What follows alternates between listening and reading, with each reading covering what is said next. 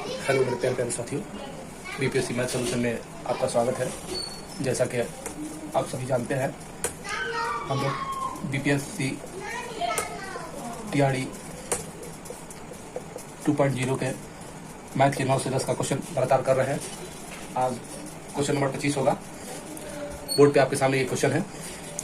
Question मैं पढ़ देता हूँ एक बार। एक बिंदु P से जो 5 सेंटीमीटर त्रिज्या वाले वृत्त के केंद्र से 13 सेंटीमीटर की दूरी पर है, वृत्त पर स्पर्श रेखा PQ और PR का युग्म खींचा जाता है। चतुर्भुज PQOR का क्षेत्रफल क्या होगा? एक बार चीजों को अच्छे से समझे आप लोग। मैंने यहाँ फिगर भी खींच दिया है आपको समझाने के लिए। इस प्रकार है, ये O है, O से यहाँ P है बिंदु, इससे इसको मिलाया गया है, इसकी दूरी 13 सेंटीमीटर है। और उसके बाद ये जो त्रिज्या है, ये PQ स्पर्श रेखा तो खींचा गया PQ और PR, और ये जो OR है ये 5 सेंटीमीटर है, जो इसकी त्रिज्या है वृत्त की। और ये भुजा, आप बताइए ये ट्रिपलेट यहाँ पे लागू हुआ कि नहीं? एक भुजा ये त्रिभुज है OPR जो त्रिभुज है, यहाँ OPR जो त्रिभुज है, इसमें एक भुजा दिया हुआ है 5 सेंटीमीटर और एक दिया हुआ है कर्ण ये 13 सेंटीमीटर। तो ऑटोमेटिकली ये 12 सेंटीमीटर हो जाएगा, यानी ये भुजा खुद ब खुद 12 सेंटीमीटर हो जाएगा, ट्रिपलेट लागू हो जाएगा यहाँ। आप समझ रहे हैं? तो यहाँ हम लिखेंगे त्रिभुज OPR में, ये त्रिभुज OPR में है। अच्छा, आप बताएं इस त्रिभुज का क्षेत्रफल निकालने के लिए सबसे पहले हमको क्या निकालना पड़ेगा? क्योंकि विषमबाहु त्रिभुज है, सब भुजा आपस में बराबर नहीं, अलग अलग है, तो इसके लिए पहले अर्ध परिमिति निकालना होगा हमें। तो अर्ध परिमिति त्रिभुज OPR में S निकाल ले। अर्ध परिमिति को S से डिनोट करते हैं। S बराबर क्या हो जाएगा? A + B + C बट्टा 2, यानी 5 + 12 + 13 बट्टा 2। तो ये तीनों को जोड़िएगा तो कितना हो जाएगा? 30 बट्टा 2। ये हो जाएगा, 2 से भाग दीजिएगा 15 सेंटीमीटर, यानी ये अर्ध परिमिति आपको निकल कर 15 सेंटीमीटर आया। तो अब इसका क्षेत्रफल निकाल लीजिए। इसीलिए त्रिभुज OPR का क्षेत्रफल बराबर क्या होगा? हीरोज फार्मूला से आप जानते होइएगा, S × S - A × S - B × S - C। S कितना निकल कर आया आपको? 15 आया है। 15 डायरेक्ट लिख देते हैं हम। S × S - A, अगर S में से मतलब 15 में से 5 को घटाएंगे तो कितना होगा? यहाँ 10 होगा, गुने S - B यानी 12 को घटाएंगे तो कितना हो जाएगा? 3 हो जाएगा। यहाँ 15 में से 12 गया 3, और यहाँ 13 को घटाएंगे 15 में से तो 2 हो जाएगा। अब इसका वर्गमूल निकालिए, पहले इसको तोड़ दीजिए। 5 गुने ये 15, 5 गुने 3 हो जाएगा, ये 5 गुने 2 हो जाएगा, गुने 3 गुने 2। अब यदि यहाँ देखें आप तो 2 को 5 है, 2 को 5 में से 1 5 बाहर निकलेगा, वर्गमूल निकालेंगे तो 2 को 3 में से 1 3 बाहर निकल जाएगा, 2 2 में से 1 2 निकलेगा। तो इसका क्षेत्रफल जो निकल गया 5 × 15 = 30, 30 सेंटीमीटर स्क्वायर। ये क्षेत्रफल निकल के आया त्रिभुज OPR का। तो आप यदि देखें ये दोनों त्रिभुज आपस में बराबर लग रहा है या नहीं लग रहा है? क्योंकि इसका भुजा 5 है, ये 13 है, तो ये भी तो 5 है, ये भी 5 है, उसी प्रकार ये भी 12 हो जाएगा। तो इसका भी त्रिभुज सेम होगा, यानी इसका दुगुना अगर हम कर देते हैं तो चतुर्भुज OPQR का क्षेत्रफल निकल जाएगा, आराम से निकल जाएगा कि नहीं? तो हम लिख देते हैं यहां, इसीलिए चतुर्भुज OPQR का क्षेत्रफल बराबर क्या हो जाएगा? 2 × त्रिभुज OPR का क्षेत्रफल। 2 गुने OPR का क्षेत्रफल कितना है? 30 सेंटीमीटर स्क्वायर। 30 दूना कितना हो जाएगा? 60 सेंटीमीटर स्क्वायर। यही इस सवाल का आंसर होगा।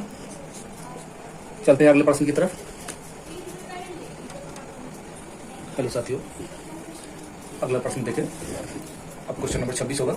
अगला प्रश्न इस प्रकार है, sin θ + cos θ बराबर √2 cos θ है, तो θ ≠ = 90 डिग्री, तो tan θ का मान क्या होगा? बहुत ही आसान सा प्रश्न है, जो बीपीएससी टीआरई 2.0 में आया था। अब देखें, बहुत ही आसान सा प्रश्न है, इसमें tan θ का मान निकालना है। देखें यहाँ sin θ है इक्वल √2 cos θ हो गया। यहाँ ये cos θ को इस तरफ ले आएंगे तो माइनस का cos θ हो जाएगा, और यहाँ sin θ बचेगा। cos θ 2 बार है तो इसको कॉमन ले लेते हैं। cos θ √ हो जाएगा 2, √2 - 1 हो जाएगा यहाँ, और ये √2 - 1 के साथ cos θ गुना में है। अब तो इसके साथ ले आएंगे तो भाग में चला जाएगा, यानी sin θ बटे cos θ बराबर √2 -1 माइनस का 1 हो जाएगा। और चूंकि साइन थीटा बटा कॉस थीटा बराबर होता है टेन थीटा, यहाँ मैंने लिख दिया है, तो यहाँ साइन थीटा बटे कॉस थीटा बराबर क्या हो जाएगा, टेन थीटा। तो टेन थीटा का मान निकल कर कितना है आपने देखा, √2 - 1। यही सवाल का आंसर होगा। सवाल में कुछ था नहीं, बहुत ही आसान सा प्रश्न बीपीएससी ने पूछा था। चलते अगले प्रश्न की तरफ। हेलो साथियों, अगला प्रश्न देखें, क्वेश्चन नंबर 27। ये भी प्रश्न ट्रिग्नोमेट्री से है। Cos square theta plus 1/1 plus cot square theta का मान क्या होगा। ये भी प्रश्न बहुत आसान था है। लेट थीटा का मान आप मान ले, ये मानकर बनाने में आसानी होगा। लेट थीटा बराबर 0 डिग्री, थीटा का मान मैंने 0 डिग्री माना, तो कॉस स्क्वायर यहाँ पे 0 डिग्री हो जाएगा, plus 1/1 plus cot square 0 degree हो जाएगा।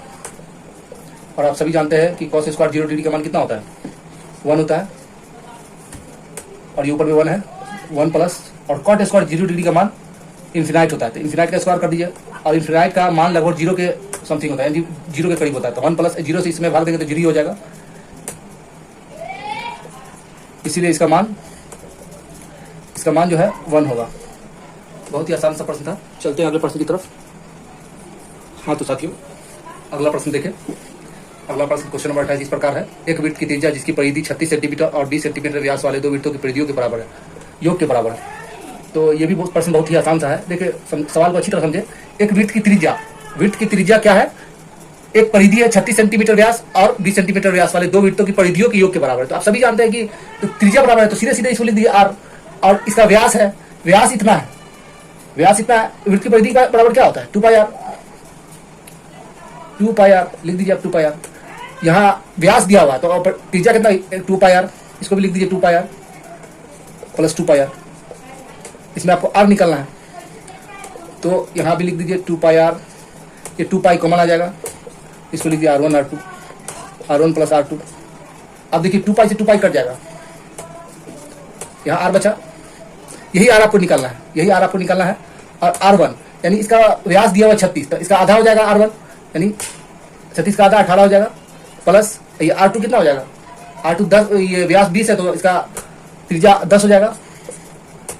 और क्या है, मीटर में है तो मीटर लिख दीजिए, ये भी शायद मीटर में है, मीटर लिख दिए। तो r बराबर कितना निकल कर आया, 18 10 28 मीटर। यही सवाल का आंसर होगा। हमको r निकालना था, आंसर तक हम पहुंच गए, r निकल चुका है। चलते हैं अगले प्रश्न की तरफ। हाँ तो साथियों, अगला प्रश्न देखें। अगला प्रश्न क्वेश्चन नंबर 29 जो क्षेत्रमिति से पूछा गया है। क्वेश्चन मैं पढ़ देता हूँ एक बार। क्वेश्चन इस प्रकार है। 48 वर्ग सेमी कुल पृष्ठीय क्षेत्रफल वाले एक ठोस गोले को दो गोलार्धों में यानी दो अर्धगोलों में विभाजित किया जाता है, तो किसी एक गोलार्ध का कुल पृष्ठ का क्षेत्रफल ज्ञात करना है। देखिए बहुत आसान सा प्रश्न है। सबसे पहले तो ठोस गोले का क्षेत्रफल दिया हुआ है, कुल पृष्ठीय क्षेत्रफल 48 वर्ग सेमी है, तो यहाँ लिख दीजिए ठोस गोले का क्षेत्रफल क्या होता है, इतना दिया हुआ है, तो 4πr², 4πr² होता है जो इतना दिया हुआ है 48। तो आप यदि देखें तो यहाँ 4 है, और ये पाई का मान 22/7 होता है, और ये r² है 48 है, और ये 7 क्रॉस गुना होगा तो इसके साथ चला जाएगा 48 के साथ। पहले इसको काट देते हैं, 4 से इसको काटिएगा तो 4 × 4, 4 दूना 8 हो जाएगा ये, और ये यहाँ पे 22 बचेगा, 22r²।